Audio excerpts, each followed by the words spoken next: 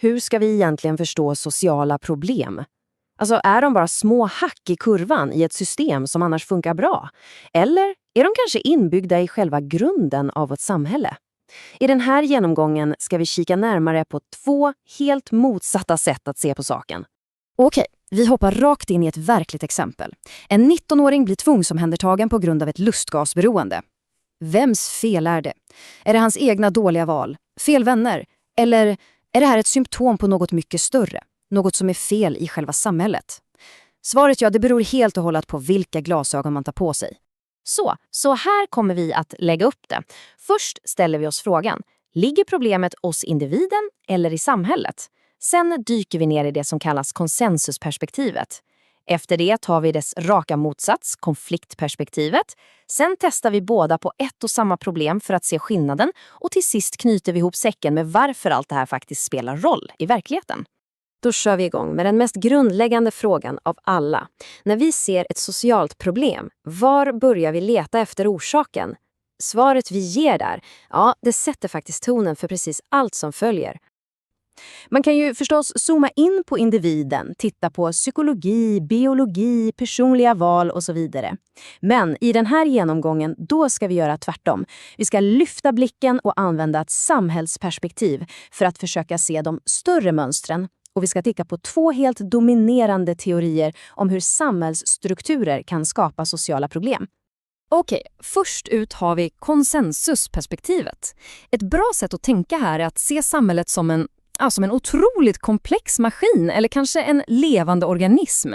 Varje liten del har sin egen unika funktion och det övergripande målet är att hela systemet ska vara i harmoni och balans. Kärnan i allt det här är alltså ordet harmoni. Perspektivet bygger på idén att vi människor i grund och botten är överens om de stora, viktiga spelreglerna. Vi delar värderingar om hur man bör leva sitt liv, vad som är rätt och vad som är fel. Och det är ur den här gemenskapen, den här konsensusen, som social ordning uppstår. Så, enligt det här sättet att se på saken, är sociala problem inte det normala. De är snarare som fel i systemet, tänk ett virus i en dator. Det är en avvikelse från normen, en störning helt enkelt, som måste fixas till för att maskinen ska kunna rulla på som den ska igen. Men varför uppstår då de här störningarna? Jo, sociologen Robert K. Merton, han hade en känd förklaring på det. Han kallade det för anomi.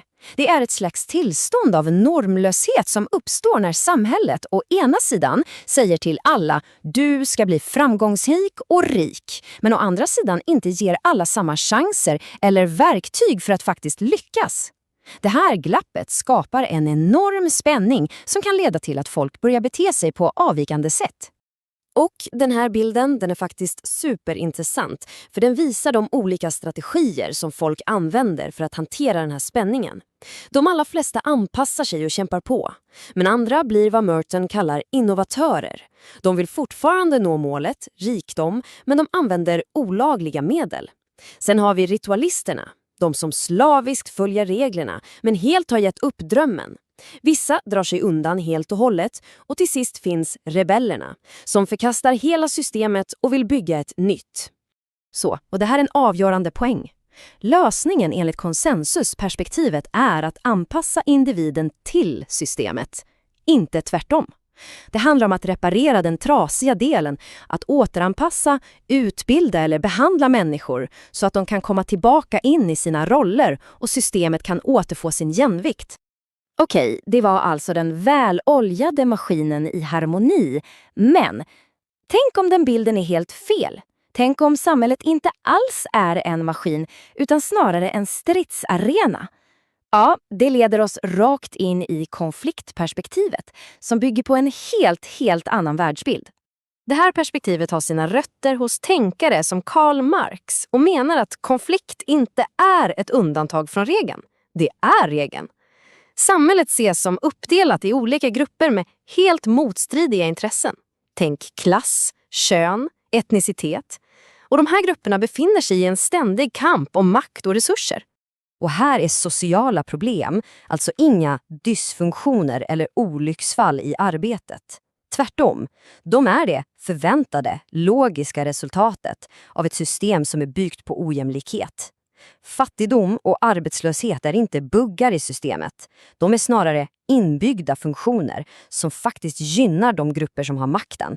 Den här bilden illustrerar det ganska bra. Ojämlikheten handlar inte bara om pengar, alltså ekonomiskt kapital. Det handlar också om kulturellt kapital, som vilken utbildning du har eller om du har rätt smak. Och socialt kapital, alltså dina nätverk och kontakter. Alla de här resurserna är extremt ojämnt fördelade. Och det är den här grundläggande orättvisan som hela tiden driver på konflikten i samhället. Lösningen från ett konfliktperspektiv är därför raka motsatsen till den vi såg förut. Det är liksom meningslöst att försöka bota symptomen när själva sjukdomen sitter i systemet. Nej, här är lösningen att utmana maktstrukturerna och genomföra grundläggande strukturella förändringar.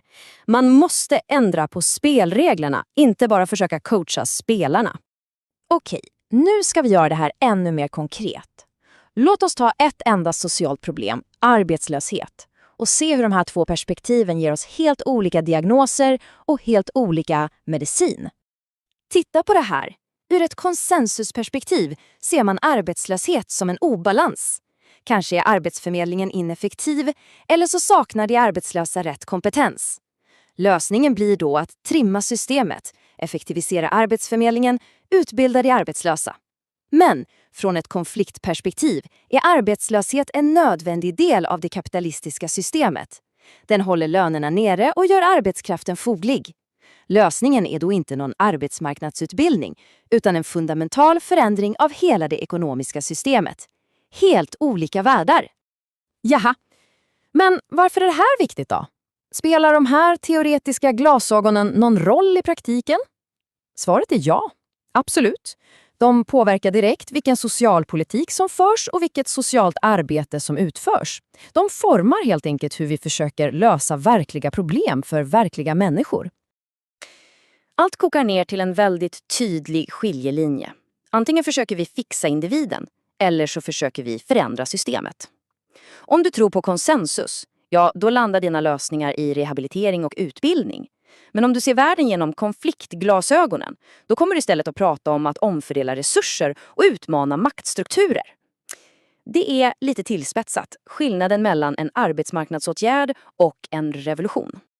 Och det här citatet från forskaren Marcus Hertz, det sätter verkligen fingret på en väldigt stark trend i vår tid. Den här ständiga individualiseringen, där ansvaret för sociala problem hela tiden flyttas över på den enskilda människan. Det är ju en ganska tydlig seger för ett synsätt som ligger väldigt nära konsensusperspektivet. Så, den allra viktigaste poängen med allt det här är att vårt grundläggande perspektiv inte bara är någon akademisk övning. Det styr precis allt. Det avgör vem vi ser som problemet, vad vi tror är lösningen och i slutändan vilket slags samhälle vi skapar tillsammans. Så nästa gång du hör en politiker eller en expert prata om brottslighet, fattigdom eller missbruk, stanna upp och ställ dig själv frågan. Vilken grundsyn ligger egentligen bakom det som sägs? Pratar de om att återställa ordningen och laga en trasig del eller pratar de om att utmana orättvisor och förändra hela systemet?